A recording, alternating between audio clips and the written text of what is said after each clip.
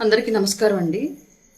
సహజంగా ఎప్పుడైతే రోజా గారు బయటకు వస్తారో అప్పుడప్పుడు మాలాంటి వాళ్ళం బయటకు రావాల్సిన అవసరం అయితే వస్తూ ఉండిద్ది డెఫినెట్గా. తెలుగులో ఒక సామెత ఉంటుంది, మక్కిలిరికి ఎలా కొట్టినా మొక్కు ఇంకా తీరలేదు అని చెప్పేసి.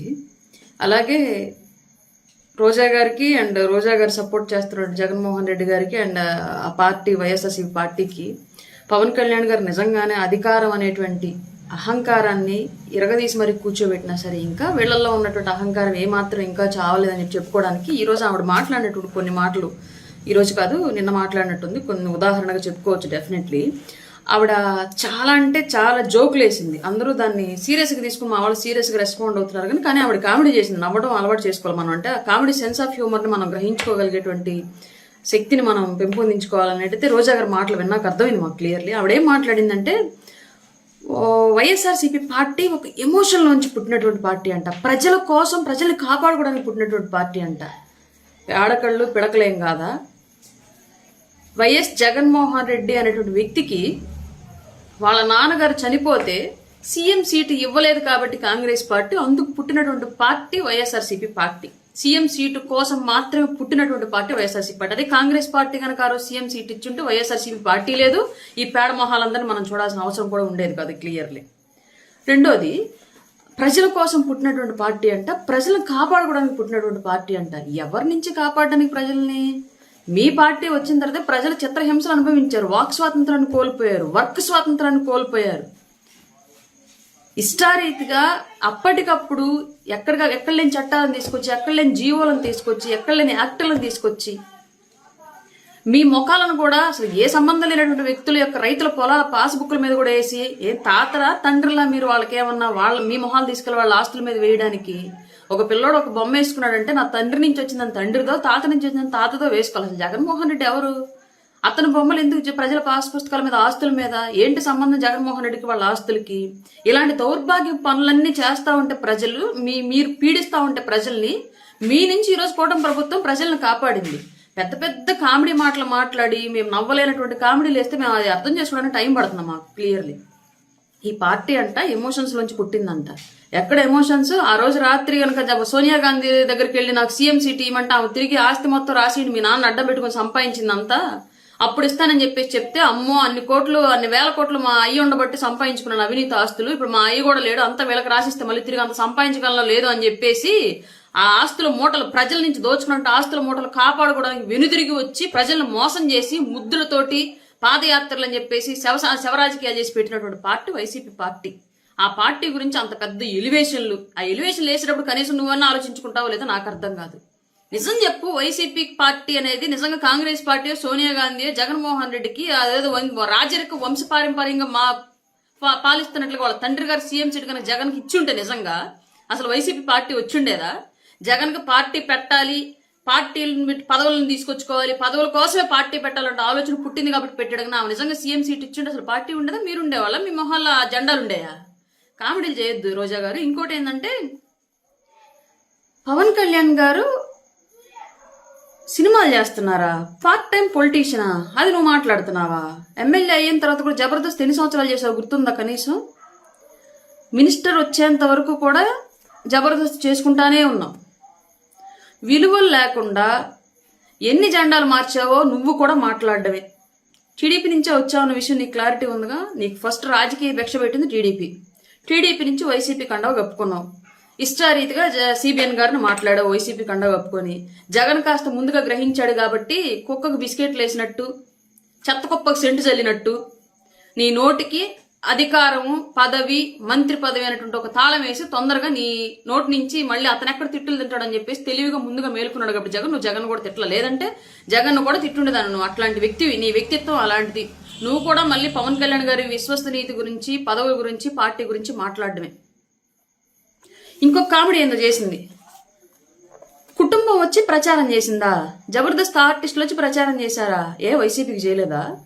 పిఠాపురం నియోజకవర్గంలో పవన్ కళ్యాణ్ గారు ఆయన ఒక పార్టీ అధ్యక్షులుగా ఆయన నియోజకవర్గానికి మిగతా ఎమ్మెల్యే కంటెస్టెంట్ ఎలా కన్ఫైన్ అయి చేసుకున్నారో అలాగా ఆయన చేయడానికి కుదరదు కాబట్టి మిగతా కంటెస్టెంట్లు ఆయన పార్టీ నుంచి పోటీ చేసినటువంటి మిగతా వాళ్ళ నియోజకవర్గాలకు కూడా ఆయన వెళ్ళి ప్రచారం చేయాల్సినటువంటి పరిస్థితులు ఉన్నాయి కాబట్టి అప్పుడు ఆయన మిగతా నియోజకవర్గాల్లో కూడా కొంతమందికి ప్రచారం చేస్తూ ఉంటే ఆయన నియోజకవర్గాలు నిరంతరం కొనసాగేటువంటి ప్రచారంలో భాగంగా స్వచ్ఛందంగా వచ్చారు జబర్దస్త్ ఆర్టిస్టులు. ఎవరు వాళ్ళని పిలిపించలా. మీ కనుక ఆలీని, పోసాని కృష్ణమురళిని వీళ్ళందరూ తీసుకొచ్చి పెయిడ్ అమౌంట్ పే చేసి పిలిపించుకొని ప్రచారం చేయించారు కదా. అలాగా జబర్దస్త్ ఆర్టిస్టులు ఎవరికి కూడా డబ్బులు ఇచ్చి పిఠాపురం నియోజకవర్గానికి పిలిపించలా. ఆయన కుటుంబ సభ్యులు కూడా అట్లాంటి వ్యక్తికి మనం ఈ టైంలోనే సహాయం చేయాలి, రాజకీయం గతంలో ఎప్పుడు ఆయనకు సపోర్ట్ ఇవ్వలేదు, ఈ టైంలోనే మనం సపోర్ట్ ఇవ్వాలి అని చెప్పేసి స్వచ్ఛందంగా వచ్చి సపోర్ట్ ఆ నియోజకవర్గంలో ప్రచారం చేశారు. అది ఆయన మీద ఉన్న అభిమానంతో ఆయన నియోజకవర్గంలో నిరంతరం సాగేటువంటి ప్రచారంలో భాగంగా వాళ్ళు కూడా అందులో ఆయన గెలుపుల భాగస్వాములు అవ్వాలి అనే ఉద్దేశంతో వచ్చారు తప్ప ఎవరిని పవన్ కళ్యాణ్ గారు ఓడిపోతారనో వీళ్ళు ప్రచారం చెయ్యంగానే మాత్రమే గెలిచేస్తారనో ఇలాంటి ఉద్దేశాలతోటి అక్కడ నియోజకవర్గంలోకి ఎవరిని తీసుకురాల. జెండా కూలీలమా గర్వంగా చెప్తాం. We are proudly say our party Janasena party is founded by Pawan Kalyan garu, developed by Pawan Kalyan గారు. మీ పార్టీలో నీ పార్టీ జెండా, నీ పార్టీ రిజిస్ట్రేషన్, వైసీపీ పార్టీ ఎవరు రిజిస్ట్రేషన్ చేశారో ఒకసారి గూగుల్ చేయి. కొలిశెట్టి శివకుమార్ అనే వ్యక్తి దగ్గర నుంచి పార్టీ లాక్కున్నాడు జగన్మోహన్ రెడ్డి. అంటే పార్టీ మీది కాదు, జెండా మీది కాదు, పార్టీ క్యాడర్ మీది కాదు. పవన్ కళ్యాణ్ గారు 180% మంది లీడర్స్ని జనసేనలో ఉన్నటువంటి సెకండ్ స్టేజ్ లీడర్లు అంతా కూడా పవన్ కళ్యాణ్ గారు కొత్తగా నాయకత్వ లక్షణాలను గుర్తించి బయటికి తీసుకొచ్చి వాళ్ళని ప్రమోట్ చేస్తే నాయకులుగా ఉన్నవాళ్ళే వాళ్ళు. కానీ వైసీపీ పార్టీలో ఉన్న వాళ్ళంతా ఎవరు? కాంగ్రెస్ క్యాడర్. ప్రజారాజ్యం నుంచి పక్కకి వెళ్ళి కాంగ్రెస్లో చేరిన వాళ్ళు కొందరు, అయితే దూరంగా ఉన్న వాళ్ళు కొందరు, వీళ్ళంతా వచ్చి టీడీపీ నుంచి కొంతమంది, వీళ్ళంతా వచ్చి చేరితే వైసీపీ పార్టీ. నువ్వు పార్టీ గురించి అసలు మాట్లాడచ్చా? మేము జెండా గర్వంగా చెప్తాం. ఈ భుజాల మీద జెండా ఎందుకు మోస్తున్నామంటే రాష్ట్రం కోసం మోస్తున్నాం మేము 100% అని గర్వంగా చెప్తాం. మేము ఆ జెండాలు మోయడం మూలంగానే, మేము జనసేన పార్టీ కోసం కూటమి జెండా మోయడం మూలంగానే ఇవాళ అడవి తల్లి బాట ద్వారా మారుమూల తండాల్లోకి, అడవుల్లోకి కూడా రోడ్లు వెళ్తున్నాయి. గిరిజన బిడ్డలకి ఇవాళ ఆధునిక సమాజంతో కనెక్టివిటీ ఏర్పడుతుంది. బుక్కెడు బువ్వకి గుక్కెడు నీళ్లకి ఏడ్చినటువంటి వ్యవస్థ ఈ రోజు ఆశగా మా ఊరికి నీళ్లు వచ్చాయి, మా ఊరికి దారి వచ్చింది, మా ఇంటికి వెలుగు వచ్చిందని చెప్పుకుంటుంది. అంటే అది మేము మోసిన జెండా వల్ల గర్వంగా చెప్పుకుంటాం. మేము పవన్ కళ్యాణ్ గారి జెండా మోస్తున్నాం, ఇంకా ఆయన బాటలో ఆయన తీసుకున్న ప్రతి నిర్ణయాన్ని మోస్తామని గర్వంగా చెప్పుకుంటాం. నువ్వు చెప్పగలవు అలాగా? నీ పార్టీ జెండా నువ్వు మోయడం వల్ల జరిగిన ఉపయోగం ఏంటో తెలుసా? అటవీ భూములన్నీ పెద్దిరెడ్డి లాంటి పెద్ద పెద్ద వ్యక్తులు దోచుకోవడానికి, రేషన్ బియ్యం అన్ని పేరుని నాని, కొడాలి నాని లాంటి వాళ్ళందరూ పందికొక్కులాగా బొక్కి తినడానికి, టూరిజం పేరుతోటి నువ్వు అసలు ఆంధ్రప్రదేశ్లో ఎడారే లేదైతే ఎడారి కంట్రీస్ ఉన్నటువంటి దుబాయ్, అబుదాబి లాంటి కంట్రీస్కి వెళ్ళి టూరిజం మినిస్టర్గా పక్క దేశాల్లో ఉన్నటువంటి టూరిజం ఆంధ్రప్రదేశ్లో డెవలప్ చేయడానికి వెళ్ళానని చెప్పేసి ఇసుక డారలో నీలాంటి వాళ్ళు దొల్లడానికి, ఇంకా చాలా మంది 1-2 కాదు, ద్వారంపూడి చంద్రశేఖర్ రెడ్డి లాంటి వాళ్ళంతా ఎక్స్పోర్ట్ మాఫియాకి అడుగులు వేయడానికి, సపోర్ట్ చేయడానికి, ఇలా ఒకళ్ళు కాదు 2 కాదు, రాష్ట్ర వ్యాప్తంగా ఉన్నటువంటి సోకాళ్ళు జగన్మోహన్ రెడ్డి బినామీలంతా కూడా రాష్ట్రాన్ని దోచుకోవడానికి నువ్వు జెండా మోసావు, నువ్వు కండువా మార్చావు.